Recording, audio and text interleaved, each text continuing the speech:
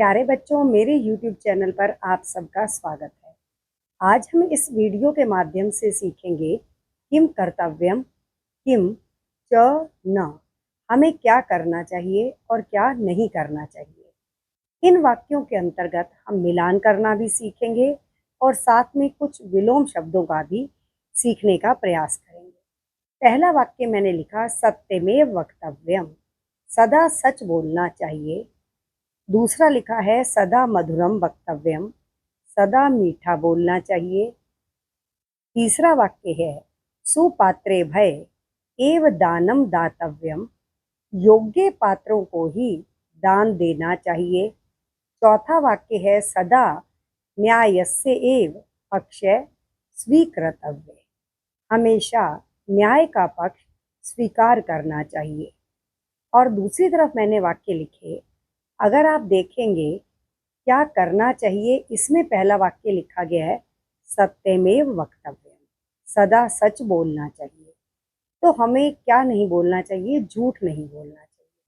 तो आप देखेंगे दूसरे कॉलम में लिखा गया है असत्यम ना एव वक्तव्यम, कि हमें झूठ नहीं बोलना चाहिए। हमारे पास था जब सदा मधुरम वक्तव्यम, सदा मीठा बोलना चाहिए। तो इसका मिलान हम करेंगे दूसरे भाग में। जो दूसरा वाक्य है कटु वचनानि ना वक्तव्यानि, कड़वे वचन नहीं बोलने चाहिए। तो हम इन दो वाक्यों में पहले सीखने का प्रयास करते हैं। पहले में था सत्यमेव वक्तव्यम, सत्य का विलोम हमने बनाया असत्य।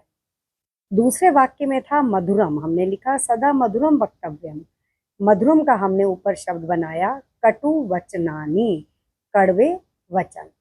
अब चलते हैं हम तीसरे और चौथे वाक्य पर।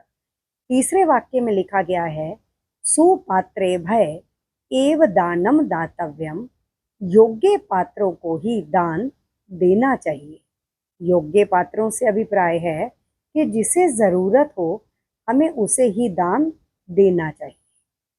चौथा वाक्य है सदा न्यायस्य एव पक्षः स्वीकर्तव्य, हमेशा न्याय का पक्ष स्वीकार करना चाहिए। अब हम इन दोनों वाक्यों का मिलान करेंगे, तीसरे और चौथे का। हमने लिखा है तीसरे नंबर पर कुपात्रे भय समर्थे भयश्च दानम ना दातव्यम, कि कुपात्र को कभी भी दान नहीं देना चाहिए, अर्थात जो योग्य ना हो उसे दान नहीं देना चाहिए। और चौथा वाक्य जब था सदा न्यायस्य एव पक्षः, अब हमेशा हमें न्याय का पक्ष स्वीकार करना चाहिए। तो यहाँ चौथे नंबर पर लिखा गया है न्याय विरुद्धम ना आचरणीयम, न्याय के विपरीत कार्य नहीं करना चाहिए।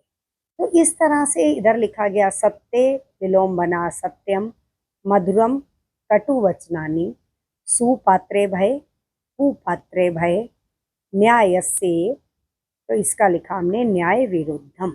इस तरह से हमें किम कर्तव्यम किम च न, इनको भी सीखा, मिलान भी सीखा, और साथ में हमने इन चारों शब्दों के विलोम शब्दों को भी सीखा। मैं आशा करती हूँ रोज हम थोड़े थोड़े शब्दों को सीखकर हम संस्कृत को अच्छी प्रकार से समझ जाएंगे। मेरे चैनल को लाइक करें, सब्सक्राइब करें। धन्यवाद।